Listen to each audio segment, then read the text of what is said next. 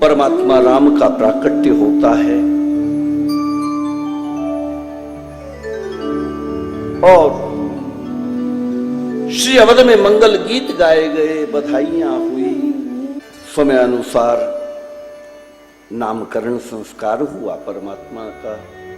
वशिष्ठ जी ने चारों का नामकरण किया। भगवान शंकर कहते हैं कि मास दिवस कर दिवस भा, मरम न जाने कोई, रथ समेत रवि था के हूं, निशा कवन विधि हुई। 1 मास तक ये उत्सव श्री अवध में चलता रहा, मानो 1 मास का 1 दिन हो गया। भगवान सूर्य नारायण का रथ अवध के आकाश में ठहर गया है।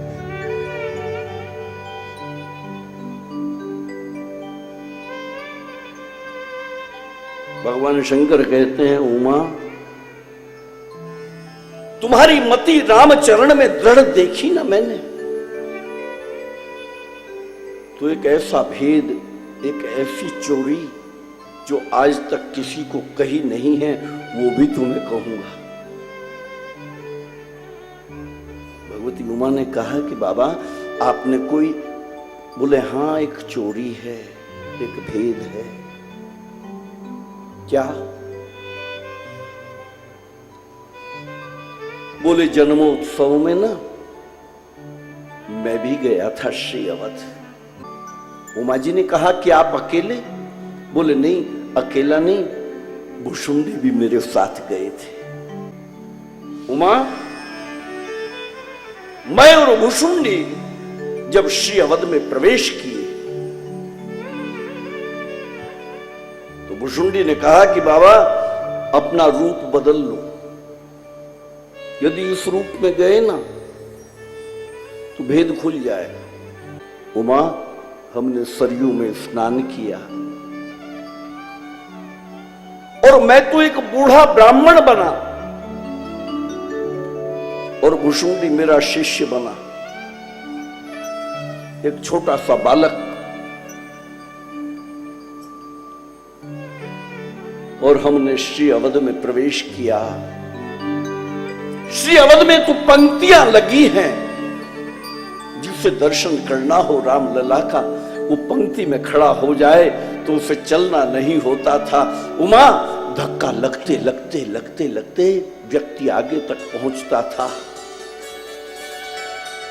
दर्शन करता था और निकल जाता था। मैं और भुशुंडी भी बहुत बार पंक्ति में खड़े हुए और कितनी ही बार ये हुआ कि हम भी पहुंच गए आगे तक, लेकिन फिर सामने से एक भीड़ आती थी जो हमें धकेल कर पीछे खड़ी कर देती थी। हम दर्शन नहीं कर पा रहे थे। दर्शन कैसे हो? समय बीतता नहीं था। भुशुंडी ने मुझे कहा कि बाबा आप मेरे गुरु, मैं आपका शिष्य, आप यहां इस वृक्ष के नीचे बैठो, जब तक दर्शन ना हो तब तक यहां जितने लोग आ रहे हैं ना, इनके हाथ की रेखाएं देखकर इनका भविष्य ही बताओ। उमा, ये भुशुंडी खड़ा होकर लोगों को पुकार पुकार कर कहने लगा कि आ जाओ, जिससे अपना भविष्य जानना हो। हमारे गुरुदेव आए, हिमालय से आए,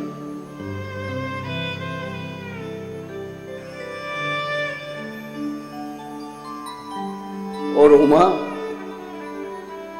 ये अवधवासी और जहां जहां से भी जो लोग आए हैं वहां राम जन्मोत्सव में, वो सब मेरे पास आने लगे। ये भुशुंडी लेकर आता, मैं उनके हाथ की रेखाएं देखता, देखकर उनका भविष्य कहता। एक बार विचार करो मेरे भाई बहन,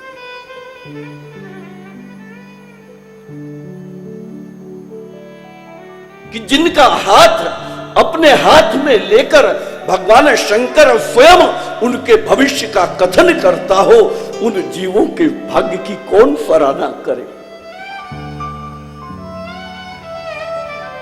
समय बीतने लगा, उमा हमारे पास बहुत भीड़ होने लगी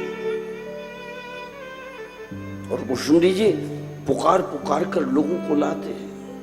गोस्वामी जी इसका प्रमाण देते हैं कि अवधु आज आगमी कायो, बूढ़ो बड़ो प्रमाणिक ब्राह्मण शंकर नाम कहायो, अवधु आज आगमी कायो। उमा जी ने कहा उसके बाद क्या हुआ? बोले उमा एक दिन घटना घटी,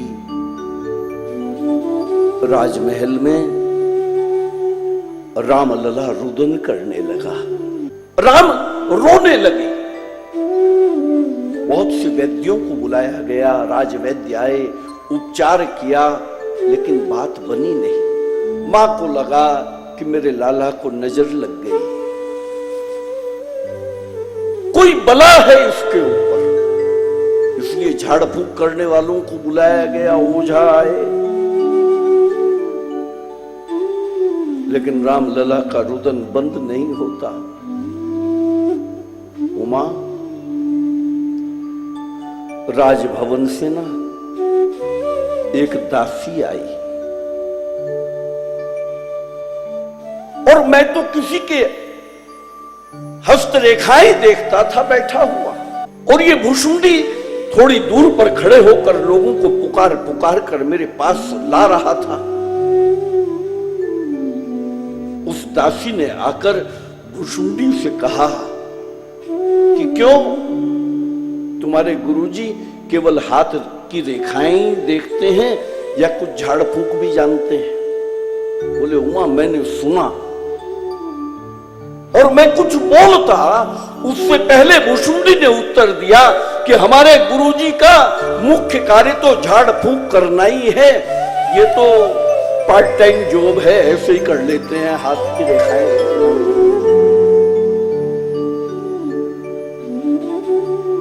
उमा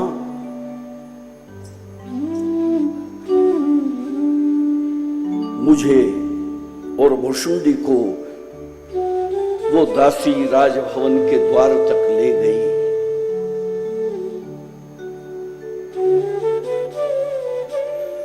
दासी ने कहा कि बाबा आए, लाला का स्वास्थ्य ठीक नहीं। द्वारपालों ने मार्ग दिया, मैं द्वार के भीतर गया और द्वारपालों ने मार्ग बंद कर दिया। भुशुंडी बाहर खड़े हैं। मैंने कहा कि भैया बालक को भीतर आने दो। द्वारपालों ने कहा कि एक समय में एक व्यक्ति का ही प्रवेश हो सकता है।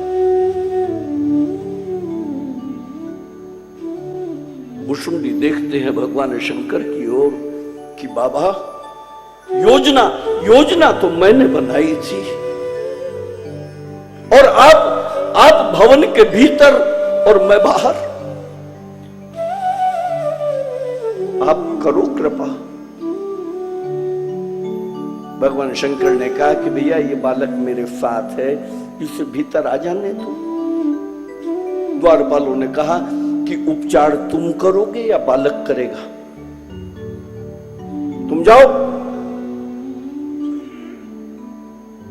भगवान शंकर ने कहा कि भैया उपचार तो मैं ही करूंगा, लेकिन मेरी आयु अधिक हो गई है, अब नेत्रों से दिखता नहीं है ठीक, और मेरी झोली में जो सामग्री है ना उपचार की, वो तो ये बालक ही पहचानता है, यही मुझे दे सकता है, वरना तो मैं भीतर जाऊं तो बात बनेगी नहीं। द्वारपालों को बात समझ आई। उमा द्वारपालों ने भुशुंडी को भी प्रवेश दिया।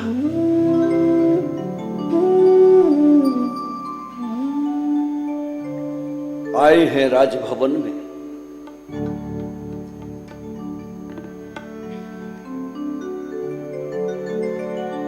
उमा,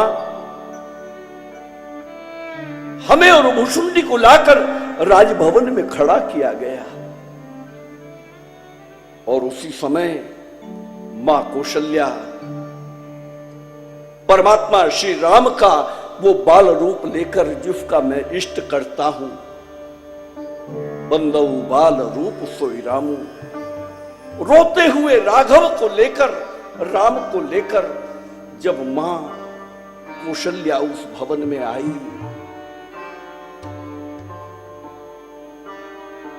रुदन करते हुए राम ने देखा भगवान शंकर के नेत्रों में और भगवान शंकर ने देखा परमात्मा श्री राम के नेत्रों में, और दोनों की नजरें जैसे ही मिली, परमात्मा राम तो खिलखिलाकर हंसने लगे और भगवान शंकर के नेत्रों से अविरल अश्रुधाराएं चलने लगी।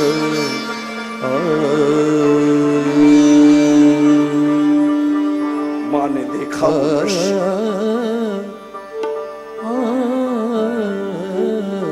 मां कौशल्या ने देखा, कहा बाबा जैसा आपके विषय में सुना था ना, आप उससे भी कहीं अधिक आगे निकले। कहा क्यों?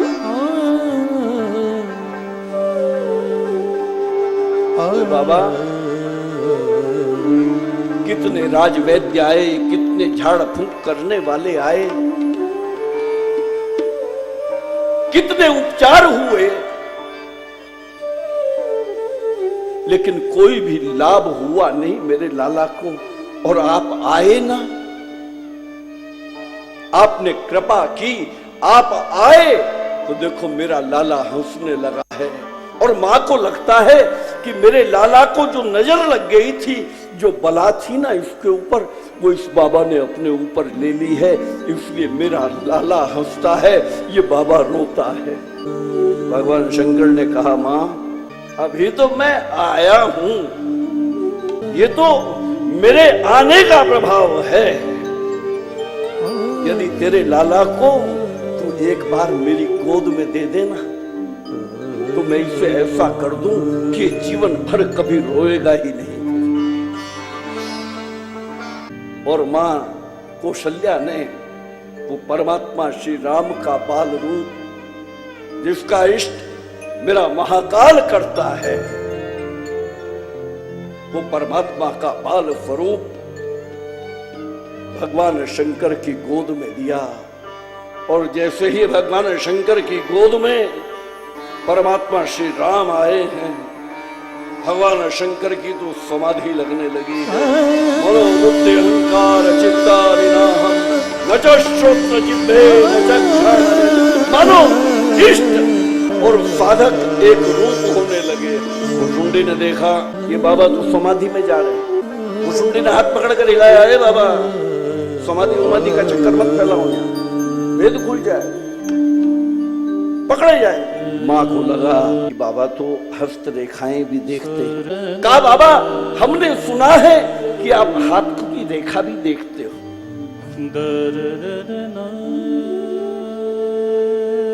मेरे लाला की हाथ की रेखा देखकर इसका भविष्य कहो ना, आप पधारे हो तो ये कृपा भी करो। भगवान शंकर ने कहा कि माँ इतने छोटे बच्चे के हाथ की रेखाएं देखी नहीं जाती। माँ ने कहा हाथ की नहीं देखते तो चरण की देख लो। और भगवान शंकर को लगा कि ये भी एक अवसर है, परमात्मा के चरणों को स्पर्श करने का एक अवसर आया। और भगवान शंकर ने परमात्मा राम के चरण को जैसे ही पकड़ा, भुशुंडी ने कहा कि बाबा हाथ हटाओ, आपकी आयु अधिक हो गई है, अब आंख से दिखता नहीं है ठीक, बच्चा छोटा है और चरण की रेखा और महीन है, आप कैसे देखोगे? मैं चरण की रेखा देखूंगा, फल आप बोलना। फंस गए भोलेनाथ फिर चक्कर में भुशुंडी के। भगवान शंकर ने हाथ उठा लिया, ले तू देख। भुशुंडी ने चरण पकड़े हैं और भुशुंडी एक एक रेखा के विषय में बोलता है और शिव कथन कर रहे हैं, मां ये जो नक्षत्र तूने जना है ना, इसके तो मंदिर बनेंगे, इसके मंदिरों में घंटनाद होगा मां, युगों युगों तक, कल्प कल्पांतरों तक इसका नाम लेकर जीव भव सागर से पार होता रहेगा। मां राजी हो रही। भगवान शंकर कहते हैं, उमा हमें बहुत सा दान दिया गया और वो दान लेकर मैं और भुषुंडी नगर के बाहर आए। एक शिव मंदिर पर रखकर हमने वो दान तो ब्राह्मणों में बांट दिया। मैं लौट आया कैलाश और भुषुंडी वहीं रह गए, क्योंकि वो तो परमात्मा की संपूर्ण बाल लीला का दर्शन करते हैं। उमा जी ने सब बात सुनी, फिर कहा, आप एक भेद बताने वाले थे, एक ऐसी चोरी जो आज तक आपने किसी को कही नहीं। कहा, उमा यही तो चोरी थी कि मैं भी गया था राम दर्शन के लिए। उमा जी ने कहा कि भोलेनाथ एक बात मैं पूछूं? बोले हाँ पूछो। बोले जो दासी दशरथ के महल से आई थी वो दासी कैसी थी? बोले बहुत सुशील, बहुत समझदार और बहुत सुंदर दासी थी। कहा भोलेनाथ वो और कोई दासी नहीं थी, वो आपकी ये दासी उमा ही थी। मैं भी तो गई थी रूप बदलकर, मैं नहीं ले जाकर आपको वहां खड़ा किया। श्री अवध में बाल लीलाएं चल रही।